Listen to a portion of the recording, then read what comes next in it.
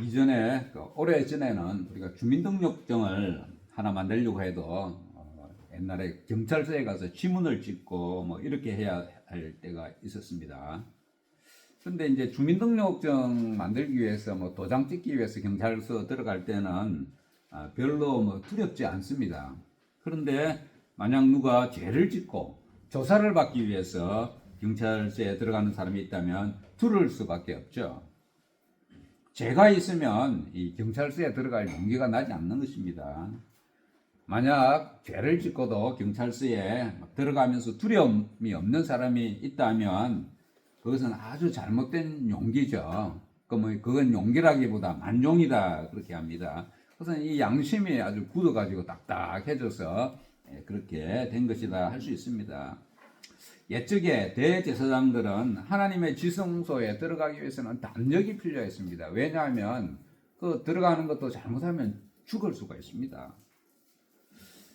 그러나 대제사장이 자신의 죄를 먼저 깨끗이 씻고 나면 거기에 또 들어갈 담력이 생겨나는 것입니다. 대제사장들은 자신의 죄를 사하는 제사를 먼저 드린 후에 또다시 백성들을 위해서 백성들의 죄를 사하기 위해서 성소에 들어갔던 것입니다. 오늘 내용은 우리는 어떻게 하나님의 성소에 들어갈 담력을 얻게 되었는가 그런 내용과 이후로 또 우리는 어떤 자세로 신앙생활을 해야 하는가 그런 내용으로 상고해 보고자 합니다. 오늘 첫 절 말씀에 보면요 19절 말씀에 그러므로 형제들아 우리가 예수의 피를 힘입어 성소에 들어갈 담력을 얻었나니 그 길은 우리를 위하여 휘장 가운데로 열어놓으신 새로운 살 길이요 그 휘장은 곧 그의 육체니라. 히브리서 저자는 믿음의 형제들 즉 성도들에게 먼저 어떻게 성소에 들어갈 담력을 얻게 되었는지 오늘 설명하고 있죠. 오늘 휘장이라는 내용이 나오는데요. 말이 나오는데요. 이 휘장이라는 것은 그 옛적에 성소를 가로막고 있던 아주 두꺼운 커튼입니다. 예를 들면 우리 교회를 반으로 다 나누어서 여기다가 커튼을 다 이렇게 휘장을 쳐놓은 것입니다. 이 지성소의 휘장은 1년 내내 닫혀 있습니다. 아무도 출입을 못하죠. 그런데 1년에 한 번 대제사장이 그곳에 들어갈 때만 열렸다고 합니다. 대제사장이 그곳에 들어갔던 이유는 대속죄일에 대속죄일도 1년에 한 번밖에 없습니다. 대속죄일에 백성들의 죄를 이제 개인적으로 오는 거 말고 모든 백성들의 죄를 사하는 일을 위해서 하나님 앞에서 중보자로 들어갔던 것입니다. 그런데 대제사장 자신도 죄가 있었기 때문에 먼저 자신의 죄를 사하는 제사를 드려서 자신을 깨끗하게 한 다음에 그곳에 들어가야만 했습니다. 엄밀하게 말하면 자신의 죄를 위해서 그곳에 한번 들어가고 또 백성들을 죄를 위해서 또 한번 짐승의 피를 들고 또 한번 들어갔던 것입니다. 그곳에 들어가는 것은 대단히 두려운 일이다 할 수 있습니다. 대제사장이라고 할지라도 죄가 있는 상태로 들어갈 수 없는 것이기 때문입니다. 그래서 대제사장은 먼저 자신의 죄부터 깨끗하게 한 다음에 백성들을 위한 이 예식을 행할 수가 있었던 것입니다. 하나님은 거룩하신 분이시기 때문에 그 앞에 나아가는 자는 죄가 없어야 합니다. 죄를 가지고서는 하나님 앞에 나아갈 수가 없습니다. 그런데 오늘 19절 방금 읽은 말씀에 보면요. 우리는 예수의 피를 힘입어 성소에 들어갈 담력을 얻었다. 이렇게 말씀하고 있죠. 19절에서 말하고 있는 이 성소는 옛적에 대제사장이 들어가던 그 모형으로 된 그 성막을 말하는 것이 아닙니다. 오늘 우리가 담력을 얻어서 들어가는 성소는 하늘에 있는 참 성소를 말합니다. 오늘 성도들은 옛 성소도 아니고 하나님 참 성소 앞에 들어갈 담력을 얻게 되었다는 말입니다. 이런 담력을 어떻게 얻게 되었습니까? 예수님께서 죽으시고 그때에 오늘 보면 모형으로 된 그 성소의 휘장이 위에서 아래로 쭉 이렇게 찢어졌습니다. 예수님 죽으시던 그날 그때에 찢어진 것이죠. 오늘 20절 말씀에 의하면 찢어진 휘장은 예수님의 육체이다. 오늘 이렇게 말씀하고 있습니다. 예수님의 육체가 찢어짐으로써 성도들의 하늘에 있는 참 성소로 들어갈 수 있는 길이 열린 것입니다. 그렇다고 길이 열렸다고 해서 모든 인생들이 다 들어갈 수 있는 것은 아니죠. 예수의 보혈로 깨끗한 벌 입은 자들만 들어갈 수가 있는 것입니다. 이제 우리 믿음의 사람들은 예수의 피 공로로 그 열려진 휘장을 통과하여서 성소에 들어갈 수가 있게 되었습니다. 거룩하신 하나님 앞으로 나아갈 수 있는 담력을 얻은 자들이 되었습니다. 옛적에 그 모형으로 된 성소에조차도 보통 사람들은 들어갈 수가 없었고 대제사장만 1년에 한 번 들어갈 수가 있었는데 이제는 주를 믿는 자라면 누구라도 하늘에 있는 참 성소에 들어갈 수 있는 특권을 얻게 된 것입니다. 우리는 이 특권을 잘 사용해야 되죠. 매일 수시로 우리 들어가야 합니다. 아침에도 들어가고 저녁에도 들어가고 수시로 들어가야 합니다. 문제가 있으면 문제를 가지고 하나님 앞으로 나아가야 하고 그렇지 않더라도 언제든지 들어가서 주님을 만나야 하는 것입니다. 이것은 우리 믿는 자들의 특권이고 큰 은혜입니다. 이 특권과 은혜를 포기하는 사람은 어리석은 사람이다 할 수가 있습니다. 오늘 우리가 이런 은혜를 잊게 된 것은 예수 그리스도가 계시기 때문입니다. 그래서 이렇게 말씀합니다. 또 하나님의 집 다스리는 큰 제사장이 계심에, 참 예수님은 우리가 안심하고 의지할 수 있는 대제사장입니다. 그는 옛적의 대제사장들처럼 해마다 다른 것에 피를 가지고 들어가야 하는 그런 불완전한 대제사장이 아니십니다. 자신의 죄악 때문에 먼저 자신을 깨끗하게 씻어야 하는 그런 분도 아니었습니다. 그분은 죄가 없으신 분이시죠. 그래서 그가 십자가에서 흘리신 그의 피로서 단번에 사람들의 죄를 속하는 이 일을 이루신 것입니다. 이런 중보자 되시는 대제사장이 우리에게 계시다는 것이 얼마나 큰 은혜인지 모릅니다. 그분은 우리의 길과 진리와 생명 되시는 분입니다. 요한복음 14장 6절에 보면요, 내가 곧 길이요 진리요 생명이니 나로 말미암지 않고는 아버지께로 올 자가 없느니라 말씀하고 있습니다. 예수님이 아니면 아버지께로 갈 수가 없지만은 반대로 예수를 믿는 자는 누구라도 하나님 앞으로 갈 수가 있는 것입니다. 예수님께서는 우리에게 길을 열어주셨습니다. 뿐만 아니라 우리에게 영원한 생명도 주셨습니다. 그를 믿는 자는 누구라도 영원한 새 생명을 얻게 되는 것입니다. 이후로 그가 주시는 진리의 말씀을 양식으로 먹고 마시며 살 수가 있게 된 것입니다.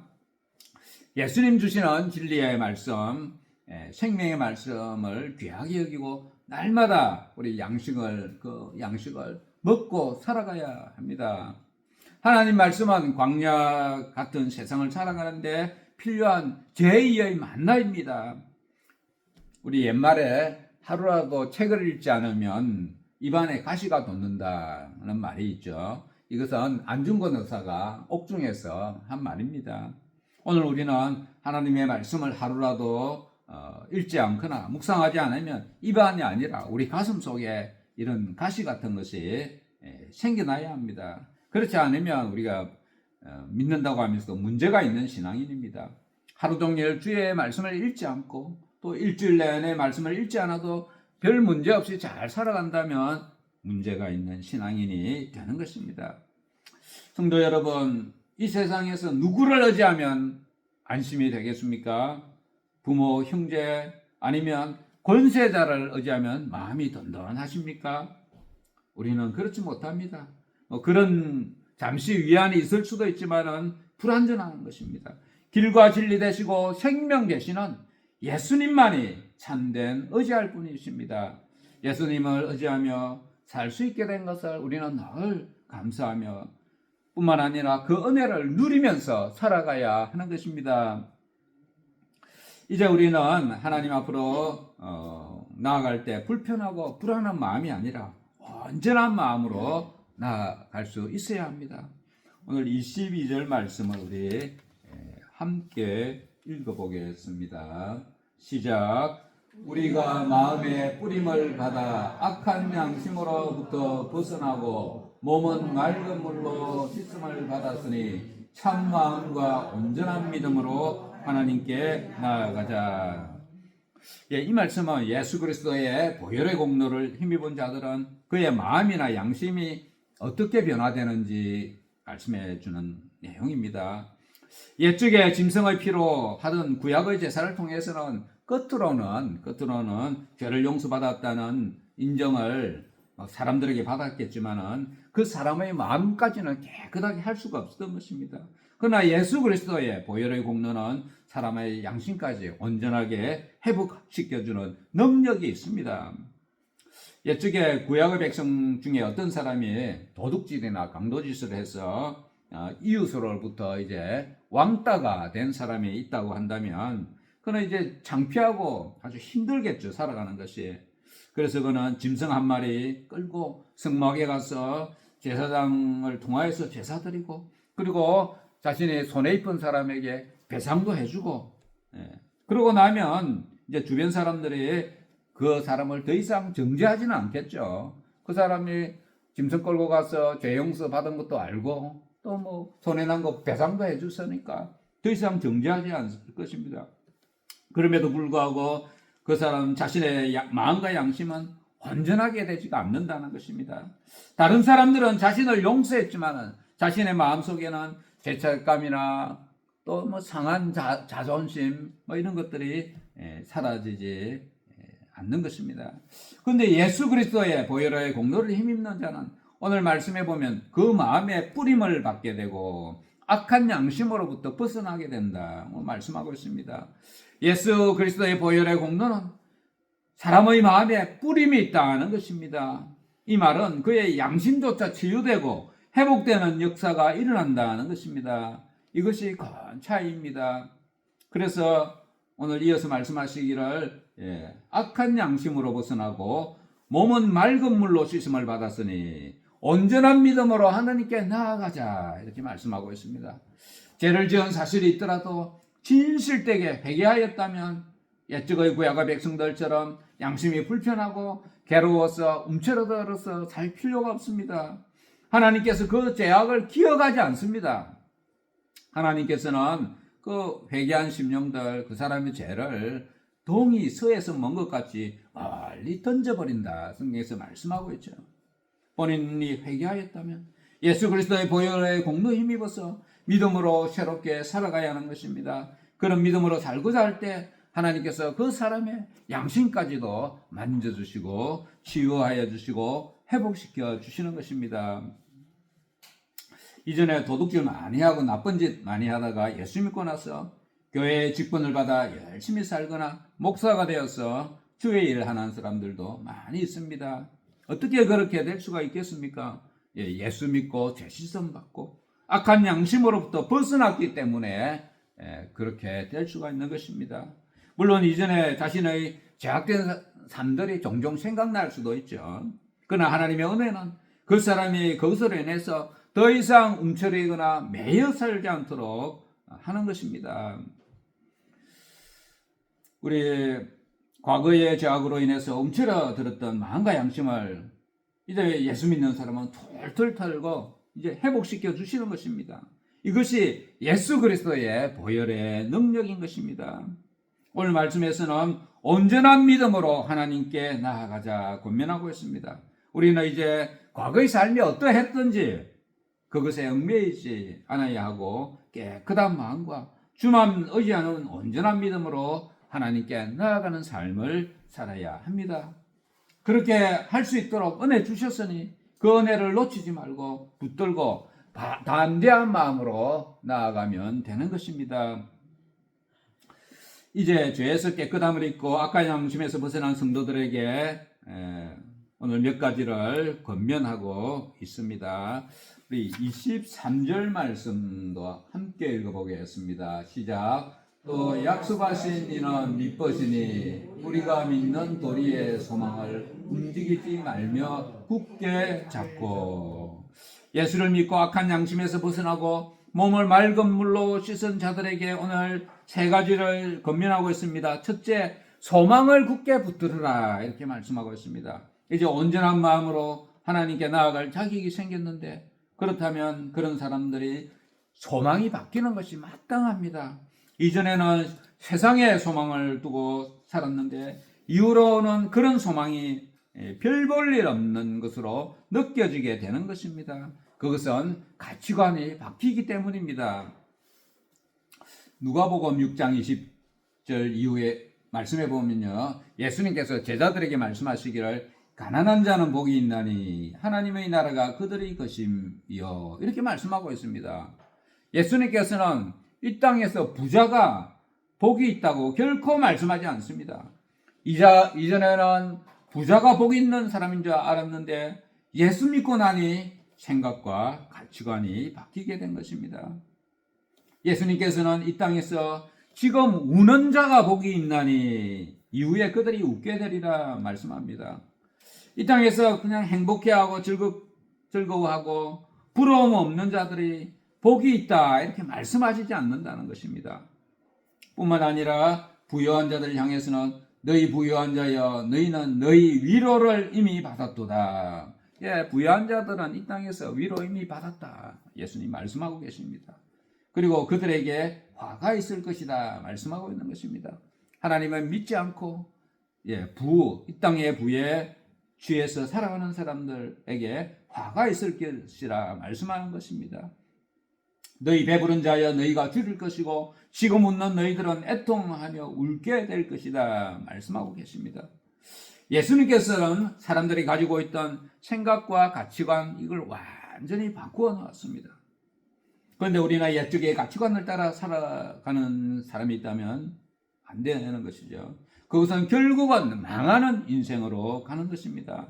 그러니 이제는 이 땅의 소망이 아니라 하나님 나라의 소망을 가지고 살아가야 하는 것입니다. 히브리서 저자는 이 소망을 굳게 잡아라 그렇게 오늘 권면하고 있습니다. 이 땅에서의 사람의 수명은 이전에는 한 70 조금 넘어가면 잘 사는 것이었죠. 요즘은 수명이 연장되어서 웬만하면 80까지는 다 사는 것 같습니다. 요즘 이제 장례식이 나서 돌아가시는 분들 또 이렇게 나이들을 쭉 보면 주로 80대 후반 이렇게 됩니다. 그리고 더 오래 살면 90도 넘어 살죠. 그러나 그런 수명도 하나님 나라에서 영원한 삶에 비하면 아주 비교가 되지 않는 짧은 삶입니다. 야고보서 4장 14절에는 말씀하기를 너희 생명이 무엇이냐 너희는 잠깐 보이다가 없어지는 안개니라. 하나님이 보실 때 우리 이 땅에서 삶은 안개 같은 것이라는 것입니다. 베드로전서 1장 25절에 모든 육체는 풀과 같고 그 모든 영광은 풀의 꽃과 같으니 이렇게 기록되어 있습니다. 우리가 이 짧은 인생의 소망을 두고 목숨 걸고 살아가는 자가 있으면 되겠습니까? 우리 잠시만 곰곰이 생각해 보면 이 땅의 삶을 위해서만 사는 것이 아니라 사는 것이 얼마나 어리석은 것이 깨달을 수가 있습니다. 이제 우리는 이 땅의 것이 아니라 하늘나라에 있는 것에 참된 소망을 두어야 합니다. 구원에 대한 소망 가운데 살아가야 합니다. 비록 우리는 구원받은 백성들이지만은 그것에 감사하고 그 구원을 꼭 붙들고 살아가야 하는 것입니다. 이제 또 하나 두 번째 권면을 하고 있습니다. 서로 돌아보아 사랑과 선행을 격려하라 이렇게 말씀하고 있습니다. 예수를 믿고 악한 양심에서 벗어나고 몸을 맑은 물로 씻은 자들은 이제는 사랑과 선행의 삶을 살아가야 할 것을 말씀하고 있습니다. 오늘 말씀해 보니 서로 격려하라 이렇게 하죠. 서로 격려를 어떻게 해야 될까요? 이것은 다른 사람에게 그렇게 하라기보다 자신이 먼저 솔선수범함으로써 선행을 하게 되면 다른 사람들도 자극과 격려를 받아서 그렇게 따라하게 된다는 말씀이 되는 것입니다. 이런 사랑과 선행의 행위는 누구에게 상받고 칭찬받기 위해서 하는 것이 아닙니다. 구원받기 위해서 하는 것도 아닙니다. 그러나 그렇게 하는 것이 성도로서 마땅히 해야 할 행위이기 때문입니다. 초대교회 시절에 어떤 사람은 이신칭이라는 사상을 적용해서 믿음이 중요하지 행위가 뭐 중요한가 이런 말을 하고 다니는 사람들이 있었습니다. 이신칭이라는 것은 이신, 믿음, 오직 믿음으로 의롭게 된다 그런 말이죠. 이 말은 또 다른 말로 하면 오직 믿음으로 구원받는다 그런 말입니다. 그러니까 이 말만 가지고 믿음으로 구원받고 믿음으로 그렇게 되면 되지 행위가 무슨 필요하냐 이런 사람이 있었다는 것입니다. 그러나 야고보 장로는 말하기를 너는 믿음이 있고 나는 행함이 있으니 행함이 없는 내 믿음을 내게 보이라. 나는 행함으로 내 믿음을 네게 보이리라. 이렇게 말씀하였습니다. 믿음이 있는 성도는 그 믿음이 사랑과 선행으로 당연히 나타나게 된다는 것입니다. 이제 마지막으로 이제 고민하는 것은 오늘 모이기를 피하는 어떤 사람들의 습관과 같이 하지 말고 오직 근하여 그날이 가까움을 볼수록 더욱 그리하자 말씀합니다. 예수를 믿고 악한 양심에서 벗어나고 몸을 맑은 물로 씻은 자들에게 세 번째로 권하는 내용은 모이는 일에 열심을 내라. 마지막이 가까울수록 그리하라 말씀하고 있습니다. 히브리서 저자가 보니 당시에 주를 믿는다고 하면서도 모이는 것을 소홀히 하고 대수롭지 않게 여기는 자들이 많이 있었던 것 같습니다. 믿음으로 살고 스스로 알아서 신앙생활 하면 되지 굳이 자주 모일 필요가 있는가라고 하면서 모이는 것을 소홀히 여기고 패하는 자들이 있었다는 것입니다. 그러나 히브리서 저자는 권면하기를 그날의 가까움을 볼수록 모이기를 열심히 더욱 그리하자라고 오늘 말씀하고 있습니다. 우리 성도들이 모인다는 것은 즐거움을 위해서 모이는 것은 아닙니다. 물론 모여서 즐거울 때 일도 있죠. 그러나 그것을 목적으로 모이는 것은 아닙니다. 모이는 근본적인 이유에는 예배가 있고 또 서로 친교와 위로와 격려가 있는 것입니다. 또 주의 일을 위해서 모이는 것입니다. 히브리서 저자가 모이기를 힘쓰라고 하는 말은 이런 배경으로 말씀하고 있는 것입니다.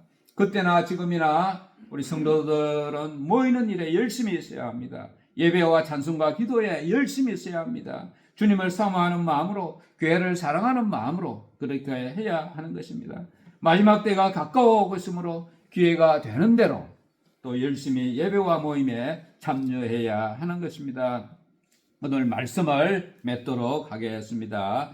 우리 하나님은 거룩하신 분입니다. 근본적으로 마음대로 하나님 앞에 나아갈 수 있는 사람은 아무도 없습니다. 왜냐하면 다 죄가 있기 때문이죠.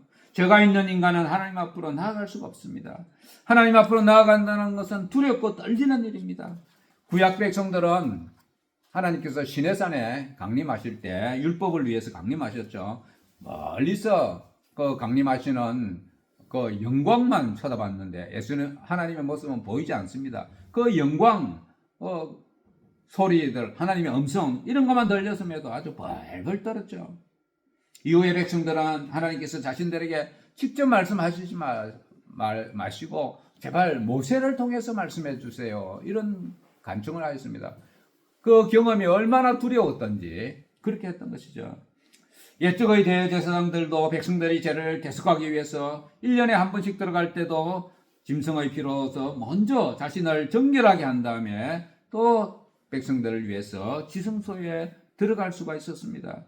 하나님은 거룩하신 분이기 때문에 죄 있는 자는 그 앞에 나아갈 수가 없습니다. 그러나 오늘 우리는 이제 하나님의 성소에 들어갈 수 있는 담력을 얻게 되었습니다. 언제든지 주 앞에 나아가는 자들이 되었습니다. 어떻게 그럴 수가 있습니까? 우리는 죄에서 깨끗함을 입었기 때문입니다. 또한 우리의 중보자 되시는 대제사장인 예수 그리스도가 계시기 때문입니다. 그를 힘입는 자는 누구라도 하나님 앞으로 나아갈 수가 있게 된 것입니다. 우리는 하나님의 거신 은혜를 입은 사람들입니다. 은혜를 은혜로 여기고 살아가야 할 것입니다. 히브리서 저자는 이 크신 은혜를 입은 성도들에게 오늘 행해야 할 바를 세 가지 말씀하고 있습니다. 믿는 도리의 소망을 굳게 잡으라 말씀하고 있습니다. 세상의 소망이 아니라 천국의 소망을 붙들라고 말씀하고 있습니다. 둘째, 서로 돌아와 사랑과 선행을 격려하라고 말씀하고 있습니다. 마지막으로 모이기를 열심으로 하라고 권면하고 있습니다. 오늘 우리 모두가 예수를 믿고 악한 양심에서 벗어나고 몸을 맑은 물로 씻은 자들이 되었고 주 앞으로 언제든지 나아갈 수 있는 담력을 우리도 얻었으니 우리는 이것을 마음껏 누리면서 살아가시기를 바랍니다. 또한 은혜 받은 자답게 믿음과 행함이 있는 삶들을 살아가시기를 축원합니다.